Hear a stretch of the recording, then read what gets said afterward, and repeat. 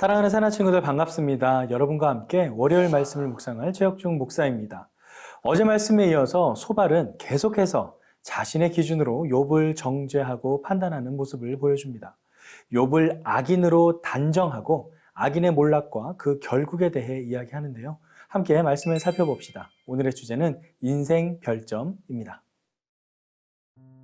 오늘의 말씀은 욥기 20장 12절에서 29절입니다.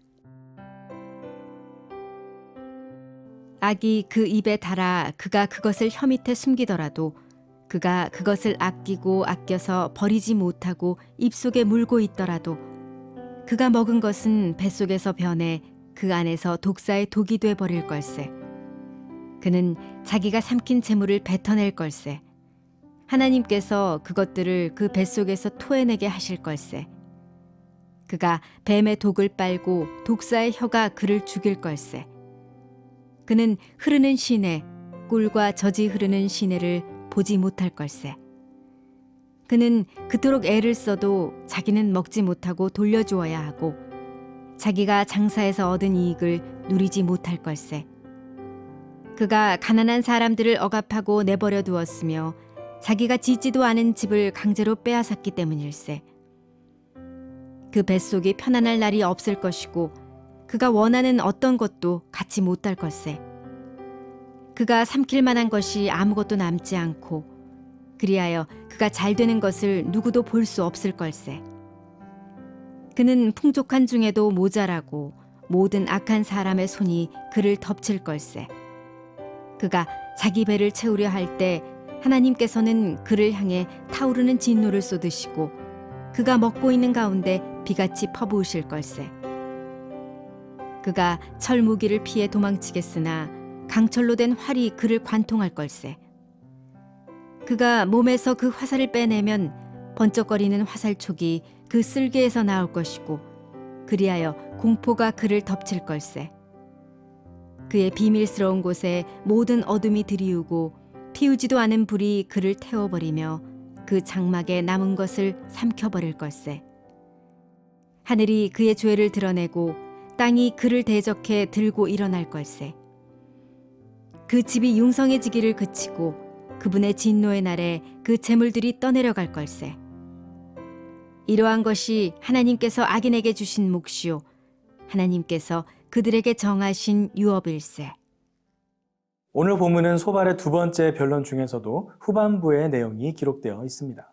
전반부에서 악인의 그 허무한 멸망에 대하여 강조하였다면 오늘 본문의 후반부에서는 악인의 헛된 결말과 악인에게 임할 하나님의 심판의 철저성에 대해 이야기하고 있습니다. 먼저 소발은 악인의 헛된 결말에 대해서 이렇게 이야기하는데요. 18절과 19절 말씀입니다.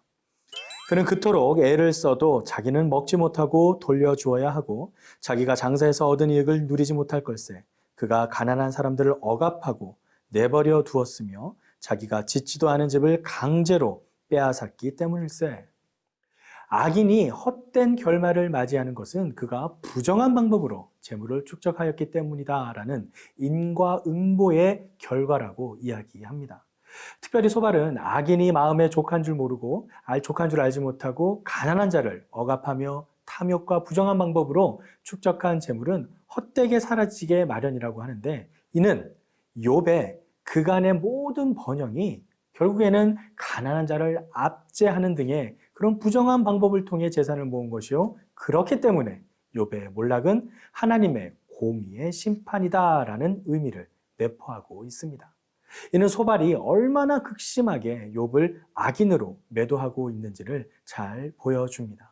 놀라운 것은 이 모든 소발의 주장은 자신의 개인적인 생각에 근거한 것이 아니라 철저하게 지혜 전승에 근거했다는 사실이죠.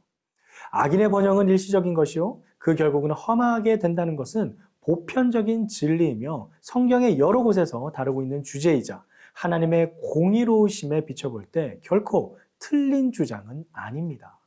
하지만 하나님의 그 공의로운 결과가 현실에서 항상 바로 즉각적으로 기계적으로 적용되는 것은 아니죠. 바로 이 부분이 사람들이 하나님의 공의에 대해서 의심하고 또 급기야 하나님의 존재 자체도 부정하는 지경에 이르는 이유입니다. 하나님의 공의는 하나님의 때에 이루어집니다. 그것은 하나님의 주권입니다.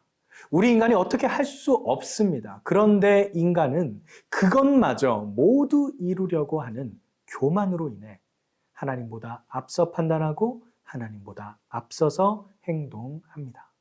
사랑하는 새나 친구들, 눈앞에 나타나는 현상만으로 모든 것을 판단하고 끝내서는 안 됩니다.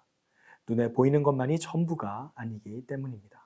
그러기에 우리는 무엇보다 하나님의 진리 안에 머물러 말씀을 붙잡아야 합니다. 세상 모든 것은 변해도 하나님의 말씀은 변하지 않기 때문이죠. 나의 짧은 지혜와 경험으로 세상 모든 것을 다 안다고 착각하지 맙시다. 나의 지식과 나의 교만으로 바로 그것으로 인해 하나님의 계획과 인도하심을 판단하지 맙시다. 더욱 주님의 말씀에 붙들려 하나님의 인도하심을 구하며 나아가는 저와 여러분의 삶이 되길 간절히 소망합니다.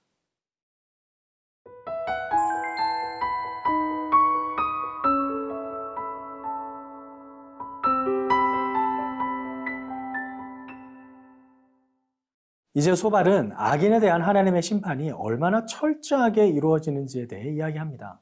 이는 마치 욥이 하나님의 심판을 받아 완전히 멸망하기를 바란다는 마음으로 욥을 공격하는 듯한 자세로 말하고 있습니다. 27절에서 29절 말씀입니다. 하늘이 그의 죄를 드러내고 땅이 그를 대적해 들고 일어날 걸세. 그 집이 융성해지기를 그치고 그분의 진노의 날에 그 재물들이 떠내려 갈 걸세. 이러한 것이 하나님께서 악인에게 주신 몫이요 하나님께서 그들에게 정하신 유업일세. 소발은 악인을 멸하시는 하나님의 그 심판을 이야기하면서 이미 욥이 그러한 심판을 받았으니 욥 너는 이미 악인이다 라는 주장을 계속하고 있습니다. 만일 소발의 이러한 주장이 100% 맞다면 욥에게는 아무런 소망이 없습니다. 그저 죽음에 이를 뿐입니다. 하나님은 악을 심판하는 분이시기에 마땅히 욥은 악인으로서 심판을 받아 마땅할 뿐입니다. 여기서 우리는 소발이 죄인을 불쌍히 여기시는 하나님에 대해 전혀 모르고 있음을 알 수 있습니다. 소발은 하나님께서 죄인을 불쌍히 여기시고 그가 다시 하나님께로 돌아오길 바라신다는 그 하나님의 긍휼과 사랑의 마음은 모른 채 그저 죄에 대한 심판만을 강조하며 욥을 더 괴롭게 하고 있음을 발견하게 됩니다. 사랑하는 새나 친구들, 우리의 모습 속에 이런 소발의 모습이 있지는 않나요? 하나님의 이름과 그 권위로 상대방의 죄악에 대해서만 평가하고 판단하는 모습은 있지 않나요? 하나님은 사랑이십니다. 상대방을 향한 우리의 기본적인 마음은 정죄가 아닌 사랑이어야 합니다. 하나님의 형상대로 지음받은 우리는 정죄가 아닌 사랑으로 행함이 마땅합니다. 우리의 삶에 그러한 하나님의 사랑이 더욱 풍성히 넘쳐나길 간절히 소망합니다. 사랑의 아버지 하나님, 오늘 소발의 모습을 통해 내 안에 있는 정죄와 판단의 모습을 돌아보게 하심에 감사드립니다. 상대방을 향한 사랑이 부족하고 긍휼이 부족한 우리의 모습을 돌아봅니다. 낮은 자를 위해 친히 이 땅에 인간의 몸으로 오신 예수님의 그 사랑을 본받아 오늘 하루 정죄와 판단이 아닌 사랑으로 내 주위 이웃을 품고 하나님의 사랑을 나누는 우리 모든 삶이 되도록 인도해 주세요. 예수님의 이름으로 기도드립니다. 아멘.